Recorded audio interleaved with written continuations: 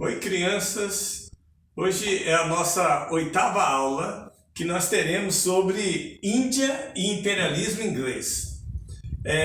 Na aula passada, nós falamos um pouco sobre hinduísmo e nessa aula nós percebemos que a Índia é também uma antiga nação, um dos povos antigos que foi dominada por muitos países, como a Pérsia principalmente, com muitos impérios, né?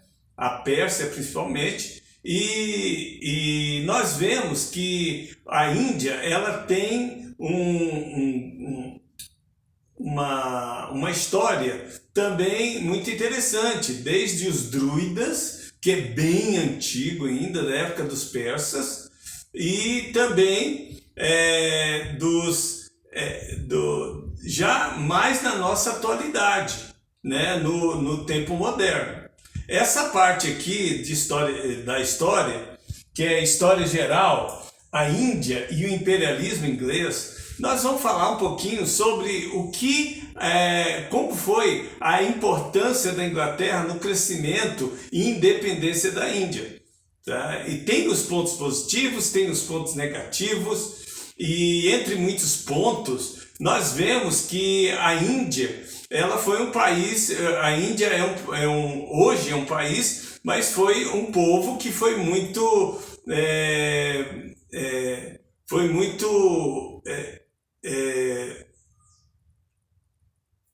teve a sua cultura muito influenciada por outros povos. Nós vimos na aula passada que os hindus, que é uma religião da Índia, que é uma religião politeísta e que tem a sua visão pacifista, porque eles, como todos tinham muitos deuses, então todas as pessoas tinham que tolerar a crença alheia.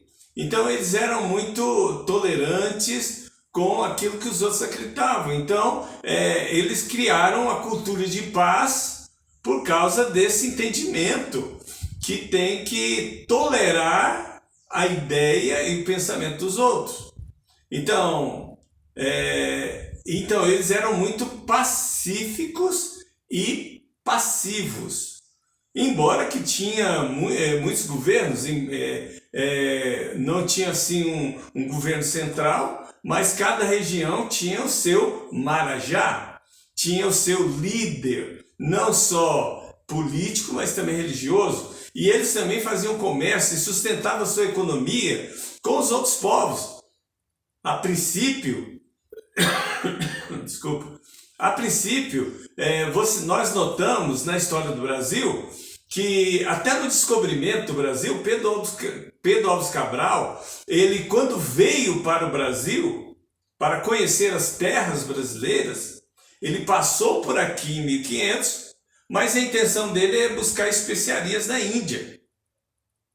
Então, e foi o que ele fez. Então, os grandes navegadores, antigos navegadores, entre eles os ingleses, os portugueses, os espanhóis, que eram grandes navegadores na época do mercantilismo. Mas esse período aqui, que é o colonialismo inglês, ou neocolonialismo inglês, ele começa na era vitoriana. O que significa isso? Na era em que a Inglaterra era dominada no início do século XVII ou século XVIII para o século XIX, pela rainha da Inglaterra, a rainha Vitória. E como eles dominavam os mares, eles iniciaram um processo de exploração e colonialismo no mundo quase todo, inclusive África,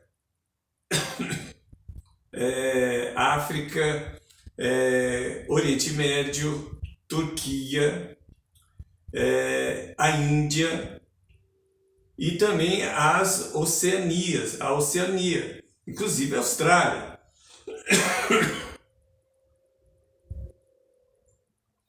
Essa expansão inglesa, ela não era só comercial, mas era também civilizatória. E junto com ela veio também a Europa. Toda a Europa veio também, que não só a Inglaterra, mas também a Europa veio colonizar o restante dos países, embora que os países africanos, os países asiáticos, eles não tinham eles não sabiam dessas ideias, mas tinham política, tinham dirigentes, não eram países constituídos, mas eles não sabiam dessas operações que estavam acontecendo no mundo ocidental, principalmente no mundo europeu.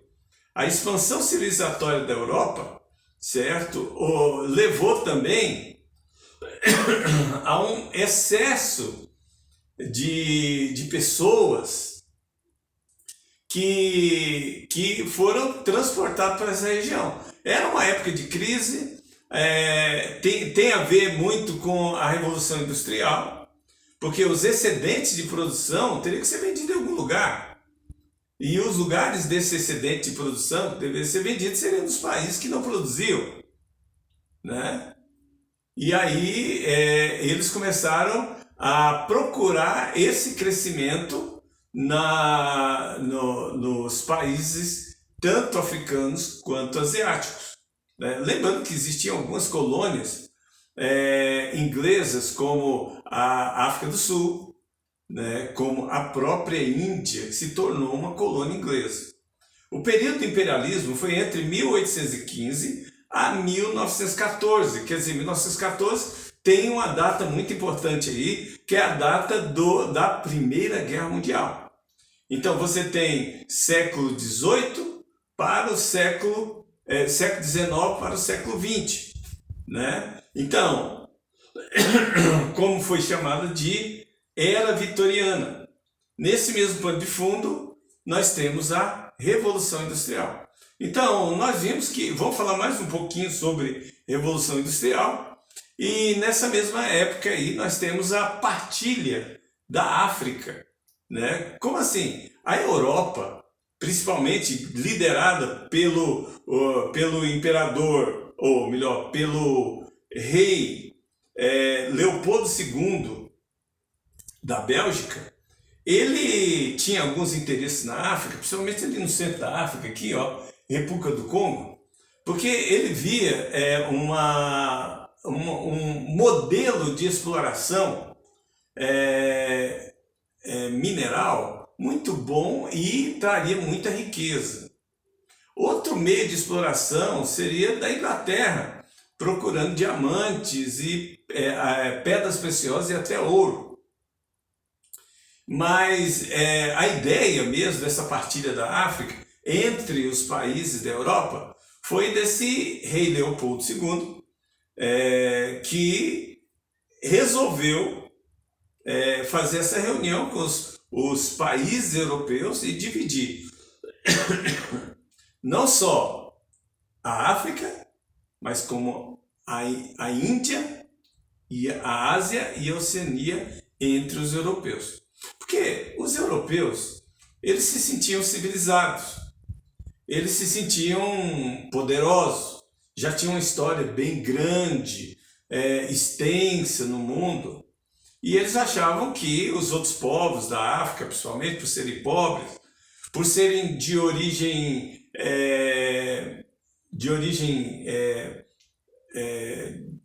racial diferente, eles achavam que eram superiores, os europeus.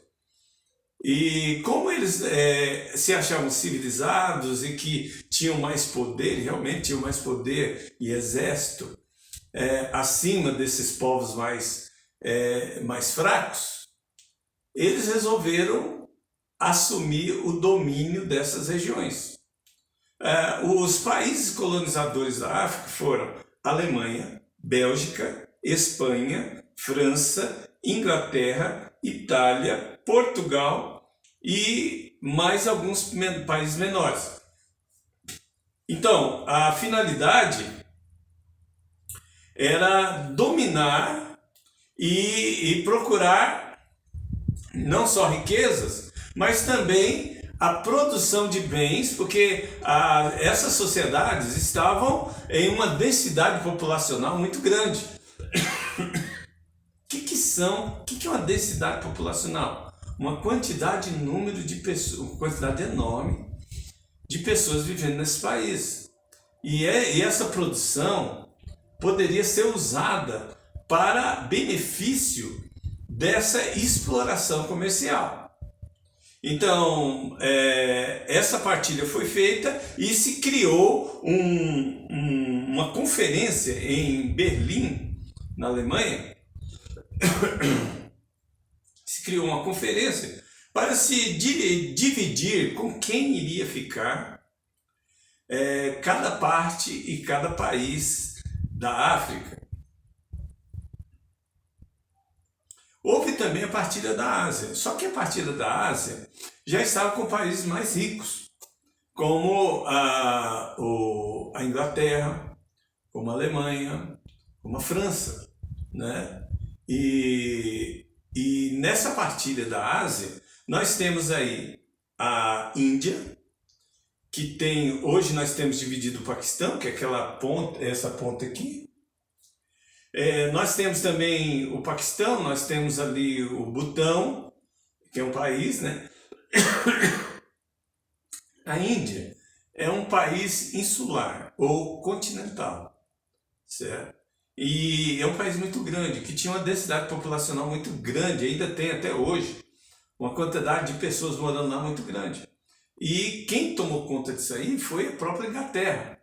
A Inglaterra mesmo entrou, inclusive em 1877 a rainha Vitória se tornou, certo, a imperatriz da Índia nessa data, nesse tempo. E foi nesse tempo mesmo em que aconteceu alguns casos polêmicos e difíceis, certo? Porque nessa gestão colonial da Inglaterra na Índia, eles resolveram utilizar de um sistema de produção, principalmente de algodão na Índia, monocultura de algodão e juta, para poder ser utilizado nas tecelagens da Inglaterra. Então eles plantavam algodão na Índia e levavam esse algodão e juta para a Inglaterra para ser beneficiado nas empresas ou indústrias de roupas da Inglaterra. Consequentemente, essa roupa que era trazida de lá para cá, ou era vendida para o mundo inteiro, era trazida também para a Índia, para ser vendida na Índia, criando algumas dificuldades, porque o indiano não poderia fazer as suas próprias roupas, porque o seu trabalho, sua mão de obra estava voltado somente para a plantação de algodão e também para a juta. Então, aí gerou uma crise muito grande, certo? Gerou uma crise muito grande porque se você planta só um tipo, uma monocultura, acaba não plantando o que é necessário, que é para subsistência, que é o arroz, o trigo, a soja, verduras e lógico, começou a ter problemas. E com esses problemas, o povo começou a protestar contra a empresa, a Companhia Britânica das Índias Orientais, que era responsável pela essa transporte de bens para a Inglaterra. E o que eles fizeram? Eles contrataram os próprios indianos para fazer parte de uma guarda nacional para defender as plantações e a produção britânica. E eles eram chamados de cipaios. Só que os cipaios também, pela fome, pela necessidade e pela escassez não só de recursos, mas de dinheiro para comprar roupa, e comida, os cipaios fizeram a revolta junto com a população, que essa revolta foi em 1858, né, um pouco antes da coroação lá da imperatriz Vitória da Inglaterra. E por causa disso, por causa da fome, da necessidade, houve essa tal revolta dos cipaios, que foi em 1857, que foi reprimida fortemente pelo exército inglês. A Índia foi ocupada pelos ingleses. Lembra que eu falei que os franceses também foram? Os franceses também iriam. O problema é que teve uma guerra, chamada Guerra dos 7 Anos, em que os franceses ficaram presos a essa guerra e não puderam vir para a Índia ocupar a sua porção na ocupação da Índia. Mas, por causa disso e a pressão, houve essa revolta, essa revolta com o povo indiano. Isso significava que muitos governadores locais, os marajás, tiveram seu poder o seu poder na Índia. Mas lembra que eram poderes locais. Mas a produção era de algodão e juta, destinada somente para as fábricas britânicas ou inglesas. Com consequência, os alimentos escassearam, houve fome no campo, a situação era perigosa e crescente, e veio a revolta dos cipaios, que foi debelada rapidamente. Nesse meio tempo, até o início do século XX, quem aparece no cenário mundial, principalmente nesse cenário, é o filho de uma indiana, que mandou o filho estudar na Inglaterra. E ele, ao estudar na Inglaterra, tornou-se advogado e voltou novamente para a Inglaterra, voltou novamente para a Índia. Então, o nome dele era Mohandas Karamchand Gandhi, ou Gandhi. E Gandhi, que depois teve o nome mudado para Mahatma Gandhi, ele era um advogado e estava trabalhando para a Companhia das Índias Orientais. E ele passou na Índia e foi para a África do Sul trabalhar, utilizar na África do Sul, fazer uma defesa para a empresa. Só que no caminho ele sofreu vários ataques. Primeiro, embora que ele era um hindu, da religião hindu, que era pacífico e tudo mais, sua mãe também era pacífica, certo? E a sua família toda pacífica, ele notou a desigualdade social, porque lembrando que a África do Sul é um país que era uma colônia britânica. E por causa disso, por causa de ser uma colônia britânica, extrativista também, ele foi para lá. Chegando lá, eles agiram com segregação racial, porque eles lá não gostavam de negros, principalmente africanos. E ele foi considerado como indiano e também moreno escuro, ele foi considerado um ser inferior. Lembrando que os ingleses, eles se sentiam, não só os ingleses, mas também os europeus, se sentiam superiores às demais nações, né? Achavam que as demais nações eram indígenas, ignorantes, e eles chamavam também de bronco, né? Quer dizer, sem cultura. Então, o Gandhi, ele retornou à Índia em 1891, começou a advogar e recebeu a oportunidade de representar a Companhia das Índias, no caso na África do Sul.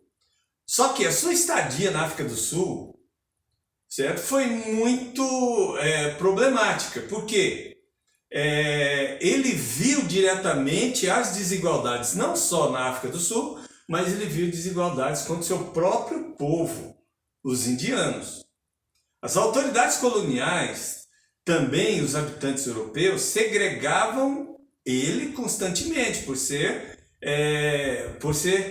indiano, né? Gandhi começou a exercer política de resistência da não violência. Como ele foi atingido por essa violência, até jogaram ele fora do trem que ele estava viajando para a África do Sul, jogaram ele para fora, porque ele pagou a passagem no trem, pagou a passagem no trem em primeira classe, mas alguém denunciou que ele estava na primeira classe e ameaçaram ele para ir para a terceira classe do trem, e ele não foi, porque tinha pago a primeira classe, e acabou sendo jogado para fora na próxima parada do trem.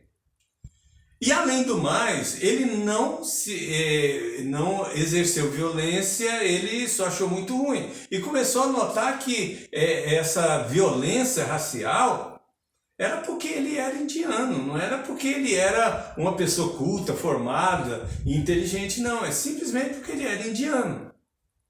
É a mesma coisa de alguém que resolve segregar uma pessoa no plano piloto, sendo que essa pessoa é da Ceilândia. Só porque mora na Ceilândia não é pior e nem melhor do que ninguém. Ele mora na Ceilândia. Aí porque ele está em Brasília, eu vou fazer alguma injúria porque ele é da Ceilândia? De maneira nenhuma. Todos somos iguais perante a lei. Mas nós estamos falando aqui de Gandhi no início, final do século XIX para o início do século XX. Ele, quando voltou, ele se aliou politicamente, certo, com outros políticos da Índia e formou um partido para lutar contra essa segregação racial. Não só em outros países, mas também na própria Índia. E ele se tornou muito conhecido. Você pode observar aqui, ele aqui, ó, com as suas roupas ocidentais, de advogado. Aqui embaixo, mais velho um pouco, você vê ele com as roupas feitas por ele mesmo. Então, vamos ver essa história melhor. Desculpa.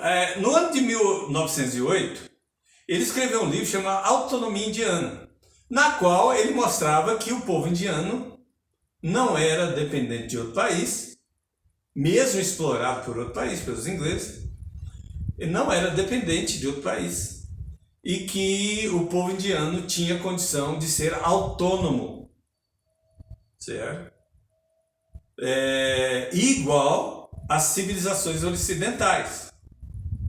Mas como adquirir isso se você tem um país dominado pelos ingleses, com o exército inglês impedindo que você possa melhorar? Ele começou a forma da resistência pacífica, que é chamada também Satyagraha na língua deles, que quer dizer protestos pacíficos. Então ele resolveu agir fazendo protestos pacíficos, sem guerra, sem luta armada, sem nada disso. Como os hindus são um povo religiosamente pacífico e tolerante, eles não iam usar de violência, como estavam usando com eles, para atingir aquilo que eles tinham, que era exclusivo deles, tá? Que era a autonomia da nação indiana. Então, ele começou, certo, trabalhando e e trabalhando e convencendo a população que eles poderiam resistir sem lutar. Interessante, você pode observar aqui, ó, ele com roupas bem simples, ele dirigindo uma grande população de indianos, fazendo e instruindo eles como resistir sem brigar, como resistir sem violência. E olha bem, ó, durante décadas, em 1920 e 1940, Gandhi promoveu várias ações de desobediência civil. Quer dizer, o que é desobediência civil? Ele simplesmente, se o país manda você fazer alguma coisa que você não tem condições de fazer, simplesmente não façam, porque o país está dependente do seu dinheiro, da sua ação. Então não dão para eles o que eles querem. Chamavam isso de desobediência civil contra os ingleses e foi detido várias vezes. Certo? Lembrando, esse nome, Satyagraha, significa protesto pacífico. Em uma dessas ações de desobediência civil, nós vemos aqui que Gandhi propôs à população que não comprasse roupa de comerciantes ingleses. Certo? Para isso, ele andava com seu próprio tear manual, o de fiar. Como é que é isso? Então, os ingleses eram muito espertos. Faziam eles plantarem aqui, era uma monocultura de algodão.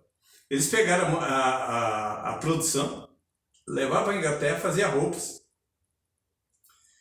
traziam essa produção para a Índia e obrigavam os indianos, que não tinham nem o que comer, a comprar a roupa do inglês, a se vestir como inglês, com roupas ou com modelos ocidentais. E eles eram asiáticos.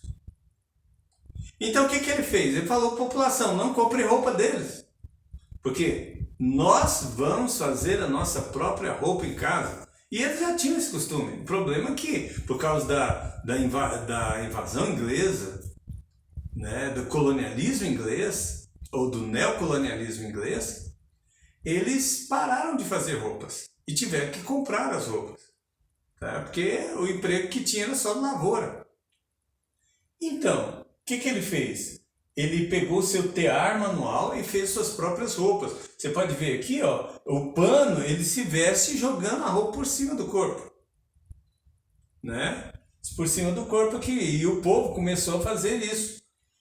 Fazer sua própria roupa. Tanto que até a bandeira nacional começou a ser fabricada em teares manual. Tanto que é lei na Índia que qualquer bandeira da Índia não pode ser feita de maneira industrial, somente com tear manual. Interessante, né? Outra coisa também foi que os ingleses aumentaram tanto o preço do sal e o imposto do sal que era impossível o indiano pobre comprar sal para temperar sua comida. Então, uma das coisas que eles fizeram foi ir buscar sal no mar. E o que o Gandhi fez? Convocou a população a ir buscar o que é natural no mar e fez uma caminhada, certo, do interior da Índia até o mar para que o povo pegasse o sal de graça. E não só foi isso, ele fez jejuns, ele aconselhou a não se trabalhar para os ingleses, né? Quer dizer, braços cruzados, não vão trabalhar para os ingleses, certo? E até que os ingleses, em 1947, entregaram o governo da Índia para os próprios indianos, né? E quem governou, governou a Índia por um bom tempo foram Gandhi e Nehru, o nome do homem era Nehru, o Jawaharlal Nehru, tá? E eles conquistaram sem armas a independência, embora que muita gente morreu, os ingleses chegaram a matar muitas pessoas, né? Nessa caminhada que ele fez pelo sal para o mar, eles chegaram, os ingleses mataram mais de 15 mil pessoas, executando aquela caminhada de pessoas andando no caminho. Então, houve injustiças no mundo? Houve, certo?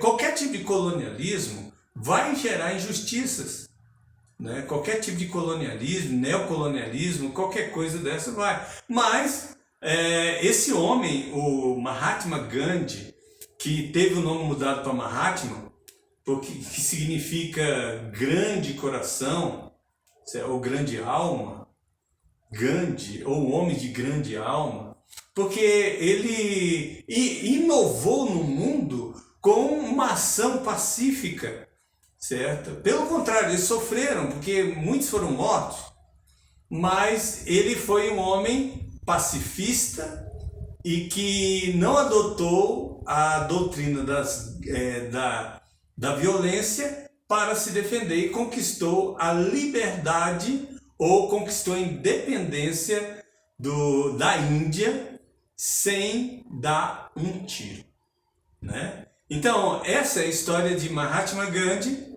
e a história do colonialismo ou neocolonialismo inglês, certo? Na Índia. Eu agradeço a vocês pela atenção e depois nós vamos para a nossa próxima aula. Até a próxima semana, meninos. Tchau, tchau!